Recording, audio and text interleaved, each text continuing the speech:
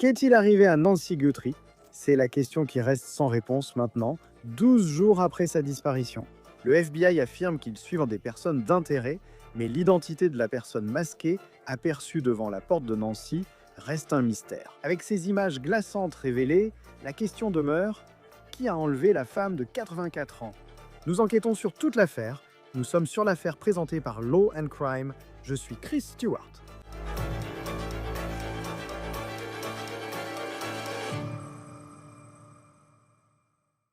Salut les gars, très rapidement je veux vous parler de cette marque dont je viens tout juste d'entendre parler et c'est quelque chose d'important pour moi. Parce que j'ai toujours eu un problème avec les portefeuilles.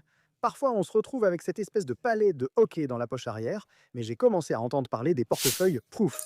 J'en ai un juste ici maintenant. Au début j'étais méfiant parce que tellement de gens disaient qu'ils étaient géniaux. Mais quand on regarde les avis, les gens disent que c'est le meilleur portefeuille qu'ils aient jamais eu. Ils ne mentent vraiment pas parce que l'engouement semble tout à fait réel. Proof Wallets est une entreprise détenue par des anciens combattants, fondée par des artisans qui sont fiers de ce qu'ils fabriquent, et cela se voit dans la qualité de leur conception.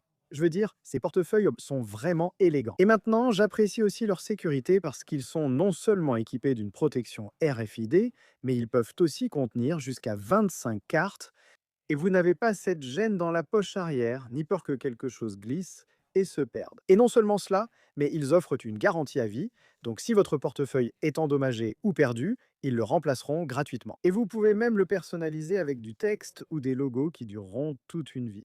Allez sur gocarryproof.com/de-case et utilisez notre code promo THECASE pour obtenir 15% de réduction sur l'ensemble de votre commande aujourd'hui. C'est le code promo THECASE. Nous en sommes au 12e jour de la recherche de Nancy Guthrie, tandis que chacun tente de comprendre ce qui est arrivé à la mère de Savannah Guthrie, animatrice de l'émission d'aujourd'hui. Et il y a tellement de théories qui circulent, tellement de spéculations, moi, franchement, ça peut être épuisant de regarder toutes ces spéculations maintenant. Nous avons enquêté sur 5 théories qui pourraient finalement être la direction que les forces de l'ordre prendront dans l'enquête sur cette affaire. Maintenant, avant de plonger dans ces théories, je veux d'abord passer en revue certaines des dernières informations dont nous disposons à ce stade.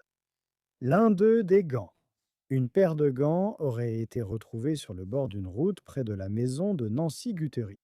Et selon les médias locaux, ainsi que le New York Post, ces gants sont actuellement testés pour l'ADN afin de déterminer s'ils sont liés d'une manière ou d'une autre à la disparition de Nancy Guthrie. Maintenant, beaucoup de gens évoquent également les vidéos de l'individu masqué et armé qui a été aperçu sur le pas de la porte de Guthrie le matin de sa disparition.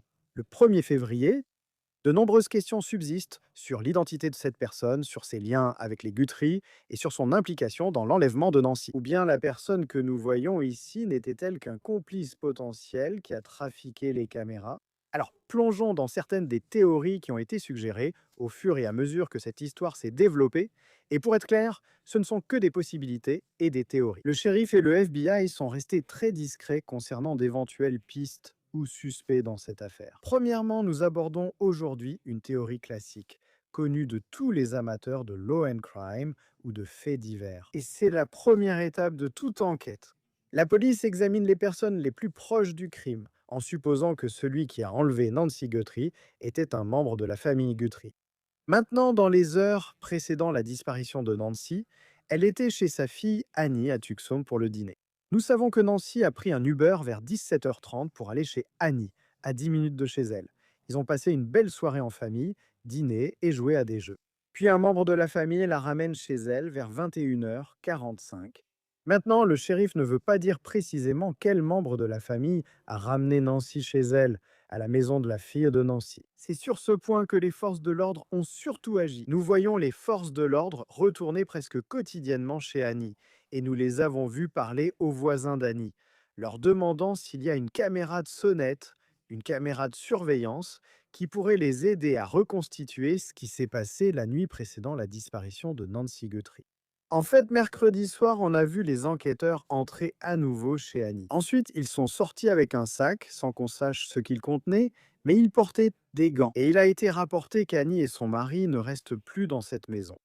C'est compréhensible, car la police et le FBI fouillent toujours la maison, avec aussi une forte présence médiatique devant chez eux. On ne sait toujours pas pourquoi les forces de l'ordre se concentrent sur la maison d'Annie, hormis la présence de Nancy avant sa disparition. La famille Guthrie a déclaré que lorsque les images de surveillance ont été publiées, ils n'ont pas reconnu la personne comme quelqu'un qu'ils connaissaient. Savannah Guthrie est très proche de sa famille. Annie est sa sœur aînée, elle a aussi un frère qui s'appelle Cameron. Et nous avons vu tous les trois, bras dessus, bras dessous, dans des vidéos publiées la semaine dernière, disant qu'ils paieraient à la rançon à quiconque avait envoyé ces prétendues notes à des médias comme TMZ. C'est très précieux pour nous et nous allons payer maintenant. Pour rappel, tout ce que nous avons entendu du FBI et du bureau du shérif, c'est que la famille a été très coopérative.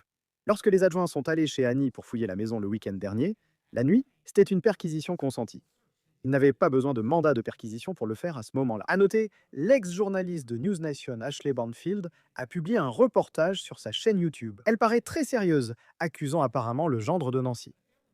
Quelques heures après son reportage, le bureau du shérif du comté de Pima a réagi sur les réseaux sociaux en tweetant, citation, les détectives collaborent étroitement avec la famille Guthrie. Bien que nous apprécions l'inquiétude du public, partager des accusations non vérifiées ou de fausses informations est irresponsable et n'aide pas l'enquête. Aucun suspect ni personne d'intérêt n'a été identifié à ce stade. Maintenant, une autre possibilité potentielle dans cette affaire est que la personne qui a enlevé Nancy Guthrie visait Savannah. Elle anime le Today Show depuis 2012 et est l'un des visages les plus connus de la télévision, interviewant célébrités, présidents et personnalités influentes. Elle a parlé avec le président Trump qui lui a offert tout son soutien dans cette affaire. Elle a des relations et elle a de l'argent. Est-ce que cela pourrait faire d'elle et de sa famille une cible? Le shérif du comté de Pima a indiqué que son département a contacté la sécurité de NBC pour vérifier si Savannah avait reçu des menaces, ou tout ce qui pourrait concerner cette affaire. Nancy Guthrie a aussi souvent participé à l'émission Today. Sa dernière apparition mettait d'ailleurs en avant son amour pour Tucson. En novembre dernier, le reportage relatait son déménagement à Tucson dans les années 1970 et sa décision d'y rester pour élever sa famille. En raison de la qualité de vie détendue et paisible, Savannah a fait ses études secondaires et universitaires à Tucson avant de poursuivre ses rêves dans une carrière dans le journalisme télévisé. Il est donc possible que quelqu'un ait su que Nancy était dans cette communauté grâce à la télévision. On ignore si c'est le cas ici, mais il faut y réfléchir aujourd'hui. Une question clé, alors que l'affaire progresse, est de savoir qui avait accès à la maison de Nancy Guthrie, qui vivait seule mais avait des problèmes de santé. Le shérif a dit qu'elle ne pouvait pas marcher seule sur 50 mètres, mais qu'elle restait vive d'esprit. Mais le médicament source d'inquiétude, le shérif a affirmé qu'elle en avait besoin quotidiennement. Sans lui, cela pourrait être fatal. Maintenant, Nancy avait besoin d'aide et en recevait, notamment d'un pisciniste ou d'un jardinier qui venait chez elle. Selon Fox News, les employés recrutés ont dû fournir des échantillons d'ADN pour l'affaire. Maintenant, une autre personne qui a déclaré avoir peut-être été chez Nancy Guthrie à un moment donné est Carlos Palazuelos. C'est le livreur qui a été arrêté mardi soir à Rio Ricos, en Arizona, à environ 1 heure au sud de Tucson, près de la frontière entre les États-Unis et le Mexique. Aidez-moi à récupérer mon testament. Mes droits ne m'ont été donnés que 2 heures plus tard. D'accord, vous savez, mon poignet est tout enflé à cause des menottes. Est-ce que vous en aviez la moindre idée? Vous connaissez Nancy Guthrie? Les deux, c'est ça le problème. Non, je ne sais rien. Voici la vidéo. Selon CBS News, Carlos a déclaré qu'il n'avait rien à voir avec la disparition de Nancy Guthrie. En fait, il a dit qu'il n'avait jamais entendu parler de Nancy Guthrie. Il n'avait jamais entendu parler de Savannah Guthrie avant d'être arrêté par la police alors qu'il conduisait pour DoorDash. Quand ils sont venus vers vous, qu'ont-ils dit? Qu'ont-ils dit? Rien, rien, rien, rien. Ils m'ont juste dit, Samoani, comment tu t'appelles? Carlos, c'est tout. Il m'a appelé pour le popping. J'ai dû attendre environ 2 heures. J'ai attendu 2 heures avant l'arrivée du fils du détective. Oh mon Dieu! Quand ils t'ont enfin dit que ça avait un rapport avec un enlèvement, genre, qu'est-ce que tu pensais? Je ne savais rien. Oui, même si je suis innocent. Tu ne sais même pas qui est cette dame. Tu sais qui est Savannah Guthrie, Non, je ne suis pas l'actualité. n'est-ce pas? Je regarde ça. Tu ne regardes pas l'émission d'aujourd'hui? Non, donc c'était au hasard. C'était maintenant. Même si Carlos a été catégorique, il n'a rien à voir avec l'affaire Guthrie. Les forces de l'ordre ont indiqué disposer d'un mandat de perquisition pour fouiller sa maison, ce qui implique que des preuves ont été présentées à un juge, qui a autorisé la fouille et la saisie de ces appareils électroniques. Nous comprenons mieux maintenant pourquoi les forces de l'ordre ont pu cibler la maison de Carlos. ABC News rapporte que le FBI a identifié Carlos à partir des informations d'utilisation de son téléphone portable et des données de circulation. Il n'est pas clair pour l'instant ce qui, précisément, dans ces éléments, a poussé les forces de l'ordre à penser que Carlos serait une personne à interroger. Carlos a suggéré qu'en tant que livreur, il avait peut-être déposé un colis chez Nancy pendant la journée. Il travaille pour une autre entreprise de livraison que d'ordage dans la région de Tucson. Donc c'est une possibilité. Mais il leur fallait plus de preuves pour obtenir un mandat. La belle-mère de Carlos a dit aux journalistes que la police lui avait montré les images de surveillance et demandé si c'était son gendre, ce qu'elle a nié. Mais quand on entend ça, on se demande vraiment si les forces de l'ordre pensaient être sur le point de résoudre complètement cette affaire mardi soir. En évoquant les appareils électroniques, il faut penser aux lettres de rançon envoyées à TMZ et à 2 chaînes de télévision de Tucson réclamant de l'argent pour Nancy Guthrie. On ne sait pas si ces lettres sont authentiques. TMZ affirme que, selon leurs sources, le FBI part du principe que les lettres ont été envoyées par là ou les personnes responsables de l'enlèvement présumé de Nancy Guthrie. Nous avons toutefois noté le scepticisme d'experts des forces de l'ordre, car ces lettres mentionnent des détails peut-être non publics à leur envoi. Le FBI a indiqué que les lettres mentionnaient la montre Apple de Nancy, toujours dans la maison, ainsi que les projecteurs extérieurs, qui ont depuis été retirés. D'un autre côté, ces lettres ont été envoyées un jour après l'enlèvement de Nancy et comportaient aussi 2 échéances. À notre connaissance, l'auteur des lettres n'a plus jamais contacté ni la police ni la famille Guthrie. Et ils n'ont jamais fourni de preuves de vie à notre connaissance. Une autre théorie qui a été suggérée est que la personne qui a enlevé Nancy Guthrie faisait partie d'une organisation criminelle plus vaste, voire d'un cartel venant de l'autre côté de la frontière au Mexique. Nous savons cela. Le directeur du FBI, Kash Patel, a indiqué que les forces de l'ordre recherchent plusieurs personnes dans cette affaire. Cependant, on ignore à quel point les ravisseurs potentiels de Nancy Guthrie sont des criminels sophistiqués. J'ai demandé à l'ancienne agente de la CIA et du FBI, Tracy Walder, si un quelconque élément de cette affaire semblait pointer vers un cartel. Le cartel, ça ne veut rien dire pour moi. Les cartels font plutôt des enlèvements contre rançon. Mais les cartels ont tendance à être très brutaux et à afficher ouvertement la violence qu'ils infligent aux gens. Et ils n'ont pas l'air de vraiment s'en soucier. Donc, ce que je pense, si le Mexique est même impliqué, ce que je ne sais même pas, et ils ont dit qu'ils n'ont pas eu de contact avec les autorités mexicaines. S'ils sont vraiment impliqués, il est plus probable que quelqu'un d'ici l'ait emmené là-bas plutôt que quelqu'un de là-bas soit venu ici. Rejoignez-nous pour discuter de cette affaire et de ses développements possibles. Voici Chris McDonough, enquêteur sur les homicides. Merci d'être avec nous sur Law and Crime. Il semble que, alors même que nous commençons à enregistrer ceci, ils viennent d'installer une tente devant la porte d'entrée de la maison de Nancy Guthrie. C'est là que nous avons vu la vidéo du sang, et c'est potentiellement là que cet individu armé se trouvait le matin du 1er février lorsque Nancy Guthrie a été enlevée. Mais chaque jour, il semble qu'il y ait encore beaucoup d'activités chez elle, dans son quartier, ainsi que chez Annie, sa fille aînée. Que pensez-vous du fait que les enquêteurs retournent toujours dans ces zones 12 jours après? Tu sais, Chris, je pense à ce qui se passe. D'après les vidéos qui reviennent, il y a beaucoup de choses du labo qui commencent à revenir, non comme cette vidéo. Et si tu fais attention dans cette vidéo en particulier, tu vois le suspect debout sur ce paillasson, le paillasson extérieur. Tu vois aussi les débris qui étaient encore sur le porche. D'accord, même avant que la vidéo n'arrive. Donc, ils vont probablement analyser ce paillasson dehors. Et c'est peut-être pour ça qu'ils ont installé la tente devant la porte là-bas. Okay. Parce qu'il existe un système que vous pouvez utiliser, ça s'appelle un système MVAC, et ce que vous pouvez faire physiquement, c'est comme un aspirateur qui aspire essentiellement tout type de débris ou de choses comme ça, et vous pouvez en fait prendre ça et le tester pour l'ADN. Donc, mon soupçon à ce stade précis, c'est qu'ils ont probablement un autre résultat ADN quelque part, ou des informations qui sont revenues. Et donc, vous allez commencer à voir des situations comme celle-ci où ils vont ratisser les quartiers beaucoup, beaucoup plus.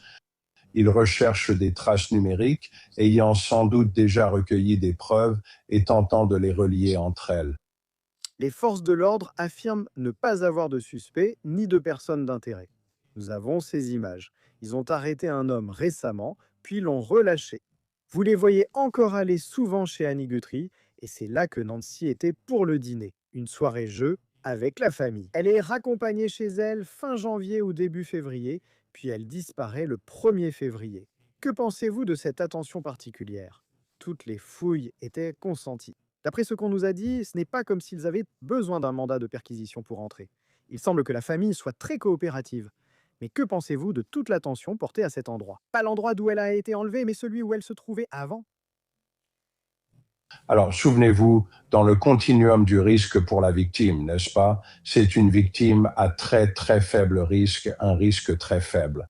Et donc, cela nous indique que, vous savez, la victime et le suspect ont eu, à un moment donné, une certaine forme d'association, c'est-à-dire qu'ils se sont croisés. Ça aurait pu être dans une épicerie, ça aurait pu être un employé, vous savez, un ami d'un employé, mais il y a ce lien qui les relie.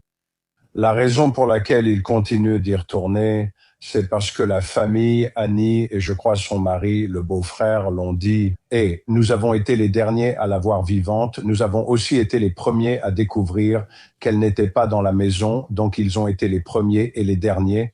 D'accord. Et une anomalie intéressante que j'ai remarquée d'après mon expérience, c'est la porte du garage. Donc, le shérif inscrit sur la chronologie, la porte du garage s'ouvre à 21h48 et ensuite elle se ferme à 21h50. Donc, cela nous indique qu'ils ont ces données provenant de cette porte de garage, soit du clavier, soit du système là-bas, n'est-ce pas? Mais vous savez, ce que nous ne voyons pas, c'est quand la famille est arrivée, une chronologie indiquant si cette porte de garage s'est ouverte. Donc cela signifie qu'il reste cette zone d'ombre. Cela pose la question, d'accord, alors comment sont-ils entrés dans la maison? S'ils sont entrés par la porte, ils ont sûrement vu tout ce sang. S'ils sont passés par la porte du garage, vous allez obtenir ces informations qu'ils pourraient retenir, d'accord? Et puis la troisième option, c'est sont-ils passés par le même point d'entrée que celui qu'a utilisé l'auteur du crime? Donc, ce sont des sortes d'anomalies d'enquête sur lesquelles vous devez vraiment être rigoureux et vous demander, d'accord, avez-vous vu le sang sur le porche si vous êtes passé par le garage? Pourquoi n'avons-nous pas de données à ce sujet? Si vous êtes passé par la porte de derrière, ce n'était pas assez suspect. Presque immédiatement, vous savez, appelez les autorités. Et si vous remarquez la toute première interview que le shérif a donnée, la première chose qu'un journaliste lui a demandé, c'est qui l'a déposé, et il répond la famille. Et ensuite, la question suivante, qui était une excellente question, c'était l'ont-ils vu à l'intérieur de la maison? Et il répond oui, d'accord, c'est très problématique. Donc il sait quelque chose que nous ne savons pas. C'était ça, vous savez. Et moi, je reviens toujours à ce point, car la question suivante était simplement qui était le membre de la famille. Nous savons qu'Annie Guthrie est mariée. Et puis, il y a eu ce rapport qui a été publié où vous savez que, vous savez, son mari, vous savez, était, vous savez, son nom a circulé. Jusqu'à présent, aucune déclaration publique des forces de l'ordre n'a mentionné de suspect, comme lorsque nous avons demandé au shérif qui était la personne. Et nous ne savons pas précisément qui est la personne qui a ramené Nancy Guthrie chez elle, et il ne répond pas à cette question. Est-ce que tu en déduis quelque chose? Qu'il pourrait simplement dire cela à cause de l'attention médiatique portée sur cette personne. Juste pour la protéger, parce que si tu donnes, tu sais, leur nom lors d'une conférence de presse, alors soudainement, Internet essaie d'incriminer quelqu'un encore plus, même s'il est complètement innocent. Oui, non, c'est un très très bon point et je pense que le shérif a bien fait de retenir l'information. Parce qu'à ce moment-là, tu sais, tout le monde est sur la sellette, non? Parce qu'il faut bien commencer. Tu sais, dans ce cercle restreint, comme on en parlait, parce que dans ce cercle restreint, il y a cette croix, d'accord? Cependant, un autre point intéressant existe. D'accord, souviens-toi du cinglé à Los Angeles qui décide de s'impliquer dans la plus grande affaire d'enlèvement. Tu sais, probablement depuis l'affaire du bébé Lindbergh. D'accord, en termes de publicité, etc. Et ce type décide simplement de dire « Ouais, je pense que je vais demander, tu sais, des bitcoins, etc. » Ils doivent éliminer ce type aussi. Parce que tu dois te demander, eh bien, pourquoi tu n'as pas communiqué avec Savannah? Pourquoi n'as-tu pas contacté son frère? Tu as choisi de communiquer avec sa sœur par message texte. Mais tu remarques l'anomalie ici. Ce gars dit aussi, ouais, et j'ai aussi contacté le beau-frère. Le beau-frère n'est même pas concerné à ce moment-là. Tu dois te demander comment tu as fait. Pourquoi choisis-tu de communiquer avec le beau-frère? Et puis, la prochaine pièce de ce puzzle dans cette déclaration sous serment est les autorités l'ont dit. Ils passent un appel téléphonique de 9 secondes, le suspect à Los Angeles. Mais ils ne nous disent pas à qui, ils ont juste dit à un membre de la famille. Donc, pour moi, ça m'a marqué. C'est comme, eh bien, pourquoi ce type s'implique-t-il dans cette affaire? Tu sais, pour se faire arrêter, c'est fou. Ensuite, deuxième question, qui a-t-il appelé? J'aimerais bien le savoir. Et donc, en tant qu'enquêteur, tu vas devoir démêler tout ça. Tu vas devoir tout reconstituer dans son ensemble. Qu'est-ce que tu penses des lettres de rançon, tu sais? Est-ce que ça suit le schéma habituel du fonctionnement d'une lettre de rançon? Et puis en même temps, c'est comme si tu es quelqu'un qui envoie une lettre de rançon, est-ce que tu veux vraiment suivre le même chemin que toutes les autres lettres de rançon? Dans de nombreux cas, on sait que le FBI retrouve facilement les auteurs de lettres de rançon. Alors tu sais, est-ce que le fait que ce soit un peu différent, comme le moment où la lettre de rançon a été envoyée, le fait qu'elle a été envoyée aux médias, le fait qu'il y ait deux échéances, est-ce que ça, c'est quelque chose qui, je suppose, discrédite la crédibilité? Ou est-ce que ça pourrait être quelqu'un qui s'est dit, parce qu'il est peut-être, tu sais, très doué pour envoyer des lettres de rançon, il a regardé et s'est dit, je ne vais pas suivre le même chemin que tout le monde. Donc oui, la lettre de rançon est une anomalie ici par rapport au comportement de l'auteur, n'est-ce pas? La BU a écrit chaque mot de la réponse que les familles ont lue, je peux vous l'assurer. Donc la première chose qu'ils ont évidemment voulu faire, c'est « Très bien, nous avons reçu votre lettre ». Le fait qu'ils soient allés voir 2 chaînes de télévision et un grand média, un média de divertissement, le fait qu'ils l'aient envoyé à 3 points d'intérêt, c'est une anomalie en soi. Car cela signifie en quelque sorte, attendez, cette personne cherche-t-elle l'attention, etc. Les autorités ont sûrement vu des éléments qui les ont poussés à penser « D'accord, cela pourrait être légitime ». Analysons cela avec l'unité d'analyse comportementale et rédigeons la réponse. Donc, la première chose qu'ils voulaient voir, vas-y, non, vas-y. Oh non, j'allais juste dire, car ensuite, il y a eu cette 3e demande de rançon arrivée hier. Et celle-là, c'était juste, tu sais, autant pour un bitcoin, je te dirais où c'était, mais il n'y avait rien, et c'est TMZ qui l'a diffusé. Ce n'était pas le FBI, parce que le FBI, lors d'une conférence de presse, avait en quelque sorte donné une certaine légitimité en disant qu'il prenait les premières demandes de rançon au sérieux, qu'elles soient vraies ou non. Celle de TMZ, pour moi, ça ne tenait pas vraiment la route. Je ne sais pas pour toi. Je suis totalement d'accord avec toi. Celle-là, non, c'est juste du bruit de fond. Actuellement, quelqu'un essaie simplement de profiter de la situation. Pour être honnête avec toi, j'ai fait un commentaire en disant que ça me rappelait les vieilles arnaques nigérianes. Tu sais, et tu as hérité de 5 millions de dollars. Non, ça va un peu dans ce sens-là parce que le FBI a offert une récompense de 50 000 dollars. Si tu veux de l'argent, il te suffit de dénoncer ce type et d'aller chercher la récompense. Les fédéraux vont te la donner. Et quand il s'agit de la description de cette personne, et je sais qu'il y a eu des rapports locaux disant qu'ils connaissent peut-être la marque de vêtements qu'il portait. Le sac à dos qui était encore plein quand il était là, sur le perron de la maison, ces sacs à dos sont vendus. Celui que je pense, c'était Ozark Hiking Trail. Ozark Trail. Quelque chose comme ça, c'est celui qui, je crois, est au moins évoqué comme une possibilité. C'est vendu chez Walmart. Tu sais combien de sacs partent chaque jour? Je veux dire, ça paraît plus facile à dire qu'à faire de déterminer. D'accord, voici les personnes qui ont acheté ce type de sac à dos. Comment fais-tu concrètement pour trouver de la valeur dans cette direction quand il s'agit d'une marque en particulier? Eh bien, ce que tu fais, c'est que tu te coordonnes avec ce partenaire privé, n'est-ce pas? Ils ont une division de sécurité en Arkansas, là où se trouve leur siège social. Et tu dis, écoutez, voici le type d'article que nous recherchons. Nous voulons savoir s'il existe une vidéo du point d'achat montrant l'individu en train de scanner réellement l'article. Et donc là, tu peux. Si tu obtiens la vidéo, alors tu peux obtenir les transactions, des informations en lien avec les cartes de crédit ou autres, etc. Et donc, ça devient plus une question de remonter la chaîne financière, n'est-ce pas? Et si tu as la chance d'obtenir une vidéo de lui en train de l'acheter, c'est comme marquer un coup de circuit.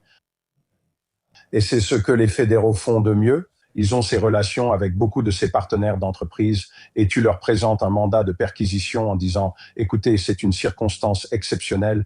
Nous avons une femme de 84 ans là-dehors. Elle n'a toujours pas été retrouvée et nous pensons que cela pourrait éventuellement être le suspect. Si un juge l'approuve, tu l'envoies à leur sécurité et ils travailleront pour toi. » Et tu sais, le terme sophistiqué, ça ne semble jamais juste d'appeler un criminel sophistiqué, surtout dans une affaire aussi horrible que celle-ci. Mais quand tu regardes la caméra de la sonnette chez cette personne, ce qu'elle porte, sa corpulence, ses manières, est-ce que ça t'a marqué en tant que quelqu'un qui serait qualifié par les forces de l'ordre de criminel sophistiqué? Non, cet individu n'est pas sophistiqué, tu vois. Réfléchis. Réfléchissons à ça parce qu'il y a quelques indices, non? L'étui qu'il porte est pour un revolver, d'accord, premièrement, et il a un pistolet automatique à l'intérieur de cet étui en particulier, donc il n'a pas beaucoup d'expérience avec les armes à feu. C'est ce que ça m'a dit. Le deuxième élément de ce puzzle, c'est le type de gants qu'il porte. Je veux dire, ce sont de grands gants volumineux. Comment vas-tu mettre ton doigt dans le pontet si tu as besoin de cette arme? Donc, c'est plutôt une posture d'intimidation. D'accord, ça nous dit, tu sais, est-ce que c'est vraiment une vraie arme? Est-ce que c'est une réplique? Tu sais, on ne sait pas. Ils sont en train de vérifier ça maintenant, j'en suis sûr. D'accord, avec cette vidéo qui est sortie. Si c'est une vraie arme, alors ça nous dit qu'il est prêt à utiliser la force létale. C'est un problème. Et puis l'autre chose que nous examinons, c'est sa capacité à résoudre les problèmes. Quand il arrive sur le porche et qu'il découvre la lumière, cela nous indique, premièrement, qu'il n'avait pas prévu cet élément, ou si c'est le cas, alors est-ce qu'il joue un rôle? Est-ce que c'est quelque chose avec lequel il improvise simplement? Parce que sa façon de résoudre le problème, comme nous l'avons vu, c'est de ramasser les débris et de couvrir la sonnette. Et quand on y réfléchit, c'est comme, d'accord, est-ce qu'il y a une voiture maintenant? Si ce type n'arrive même pas à comprendre comment désactiver une sonnette à l'entrée, au départ, potentiellement oui, parce que c'est ce que la chronologie indique. Alors, comment fait-il pour la faire sortir de la maison? Et s'il y a une voiture, y a-t-il une deuxième personne? Ou est-ce que ce type, vous savez, comment ce type opère-t-il? Donc, cela m'a indiqué qu'il pourrait aussi y avoir une deuxième personne. Et mon raisonnement était le suivant. S'il arrive par l'avant et que l'autre gars arrive par l'arrière, est-ce qu'il s'attend à ce que le gars traverse la maison et ouvre la porte d'entrée? Et c'est là que j'ai eu comme un déclic. Mince, il y a une sonnette ici. Ou alors, on en revient à se demander, tu sais, est-ce que ce type est juste un idiot maladroit à la porte? Et est-ce qu'il y a quelqu'un d'autre qui tire les ficelles derrière lui? Et peut-être qu'il va juste toucher un peu d'argent sur le côté pour la faire sortir de la maison, mais il a réussi à la faire sortir de la maison. Donc, ça nous donne une indication qu'il y avait une réflexion derrière tout ça. Mais je ne pense pas qu'il soit le plus malin en ce moment. Non, et on peut se demander s'ils ont eu un moment, qui que soit un de ces personnes, et j'espère que ce n'est pas quelque chose. Si Nancy Guthrie est toujours en vie, cela rendrait sa situation encore plus dangereuse. Je suis certain qu'à un moment, où qu'ils soient ou regardent, ils ont compris que cette vidéo existait vraiment et que le FBI l'avait. Cela a sûrement modifié leurs sentiments face à la situation et j'espère qu'ils seront bientôt traduits en justice. Maintenant, au 12e jour de la recherche de Nancy Guthrie, Chris McDonough, enquêteur sur les homicides. C'est toujours un plaisir de vous avoir sur Law and Crime. Merci d'avoir pris le temps d'être avec nous. Absolument, Chris. Merci beaucoup.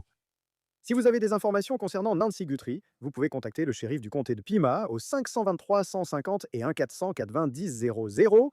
Vous pouvez également contacter le FBI au 1-800-CALL-FBI ou aller sur tips.fbi.gov. Vous pouvez rester anonyme. Le FBI offre une récompense de 50 000 $ pour toute information menant à Nancy Guthrie ou aux personnes responsables de son enlèvement à son domicile. Aux premières heures du matin du 1er février, c'est tout pour cette affaire présentée par Law and Crime. Abonnez-vous à notre chaîne YouTube, Spotify et désormais sur Peacock. Je suis Chris Stewart, à bientôt.